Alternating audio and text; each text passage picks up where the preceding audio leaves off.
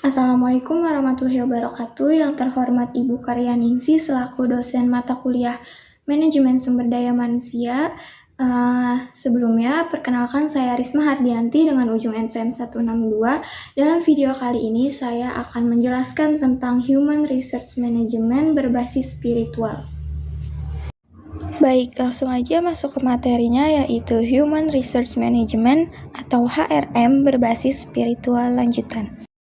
Berikut adalah outline topics yang akan dibahas pada video kali ini. Yang pertama ada pengertian Human Research Management, yang kedua ada pengertian HRM berbasis spiritual, lalu ada makna HRM berbasis spiritual, manfaat HRM berbasis spiritual, dan yang terakhir saya menyajikan studi kasus. Oke, masuk ke materi yang pertama, yaitu pengertian Human Research Management. Menurut Susati S., Human Research Management adalah suatu cara yang dibuat untuk mengatur sumber daya atau tenaga kerja yang ada di dalam perusahaan. Sistem tersebut diciptakan untuk memaksimalkan setiap individu secara efektif sehingga tujuan bersama dapat tercapai. Nah, sedangkan menurut Wardani NK, HRM adalah serangkaian proses mulai dari perencanaan hingga pengembangan yang dibuat untuk menangani hal-hal yang berkaitan dengan sumber daya manusia pada perusahaan secara lebih optimal sehingga tujuan dari perusahaan dapat tercapai. Nah, dapat disimpulkan HRM adalah fungsi manajemen yang berfokus pada pengelolaan sumber daya manusia dalam suatu organisasi agar tujuan dari perusahaan tercapai secara efektif dan efisien.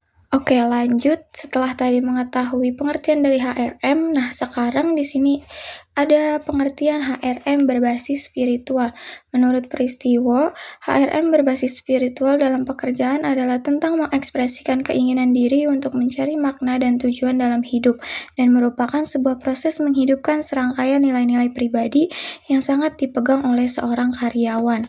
Nah, Peristiwo juga mengatakan bahwa HRM berbasis spiritual adalah sebuah konsep terpadu antara manajemen modern dengan nilai-nilai spiritual yang merupakan nilai-nilai suci dan nilai-nilai ketuhanan. Dapat disimpulkan, HRM berbasis spiritual adalah perpaduan antara manajemen modern dengan nilai-nilai spiritual yang memuat serangkaian nilai-nilai pribadi yang sangat dipegang oleh seorang karyawan. Oke, lanjut. Di sini ada makna HRM berbasis spiritual. HRM berbasis spiritual bertujuan untuk menciptakan lingkungan kerja yang menghargai nilai-nilai spiritual dan memperhatikan aspek batin seorang karyawan.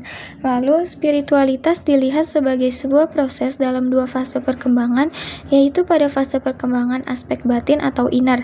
Lalu yang ketiga, HRM berbasis spiritual dapat memberikan manfaat bagi perusahaan seperti peningkatan kerja karyawan, peningkatan produktivitas kerja, suasana kerja yang kondusif, peningkatan kepuasan kerja, dan peningkatan kesejahteraan karyawan. Lalu, HRM berbasis spiritual dapat membantu perusahaan dalam mencapai tujuannya, dan HRM berbasis spiritual dapat membantu karyawan dalam meningkatkan kinerja, produktivitas, kepuasan, dan kesejahteraan. Dan yang terakhir, HRM berbasis spiritual dapat membantu perusahaan dalam menciptakan lingkungan yang harmonis dan kondusif sehingga karyawan merasa lebih nyaman dan puas dalam bekerja. Selanjutnya ada manfaat HRM berbasis spiritual. Nah, di sini saya membagi manfaatnya menjadi dari sisi perusahaan dan sisi karyawan. Oke, dari sisi perusahaan yang pertama ada meningkatkan kinerja karyawan. Karyawan yang memiliki nilai spiritual yang cenderung lebih bersemangat dan termotivasi dalam bekerja dapat meningkatkan kinerja perusahaan. Lalu yang kedua, meningkatkan kepuasan karyawan, meningkatkan loyalitas karyawan, lalu ada meningkatkan citra perusahaan.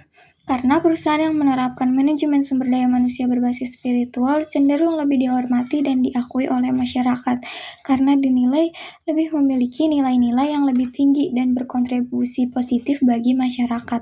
Lalu yang kelima, meningkatkan keberhasilan perusahaan.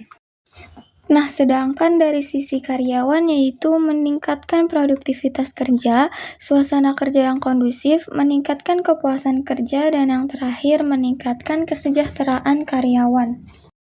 Baik, lalu yang terakhir di sini saya menyajikan studi kasus yaitu penerapan HRM berbasis spiritual di Hotel Gracia Semarang. Hotel Gracia Semarang adalah hotel bintang 3 yang berlokasi di Gajah Mungkur Candi Baru yang berkawasan di Semarang. Nah, kondisinya yaitu karena pada saat ini bisnis perhotelan telah berkembang menjadi sebuah bidang bisnis yang cukup menjanjikan, di mana banyak masyarakat modern yang pergi keluar kota untuk urusan kantor atau sekedar liburan dan membutuhkan jasa penginapan untuk beristirahat. Oleh karena itu, hotel menjadi salah satu pendorong utama peningkatan pertumbuhan pariwisata di Indonesia. Namun pada saat ini bisnis perhotelan mendapatkan image yang tidak baik dari kalangan masyarakat karena banyaknya kegiatan yang tidak baik yang dilakukan di hotel. Tidak mengherankan apabila sebagian masyarakat masih ada yang mengatakan bahwa hotel itu identik dengan kegiatan yang tidak baik. Karena hal tersebut, timbullah sebuah masalah. Bisnis perhotelan dianggap tidak baik dan terlanjur memiliki citra yang buruk di mata masyarakat. Dan solusinya, Hotel Gracia Semarang menerapkan Human Resource Management berbasis spiritual dalam pelaksanaannya, seperti pada proses rekrutmen, seleksi, pelatihan dan pengembangan, kompensasi dan penilaian kerja, segalanya mengedepankan aspek-aspek spiritual seperti mengedepankan akhlak, akidah, dan nilai-nilai spiritual lainnya dibandingkan hanya mengedepankan kriteria umum. Lalu apa sih keterkaitannya dengan materi? Karena tadi dijelaskan bahwa Hotel Gracia menerapkan proses rekrutmen, seleksi, pelatihan, dan pengembangan, kompensasi, dan penilaian kerja dengan mengedepankan nilai-nilai spiritual, yaitu pemahaman akidah dan pemantapan skill yang hal tersebut termasuk ke dalam penerapan HRM berbasis spiritual, yaitu tentang nilai-nilai spiritual yang ada dalam diri seorang karyawan. Baik, sekian materi yang dapat saya sampaikan. Semoga materinya dapat bermanfaat. Kurang lebihnya mohon maaf. Wassalamualaikum warahmatullahi wabarakatuh.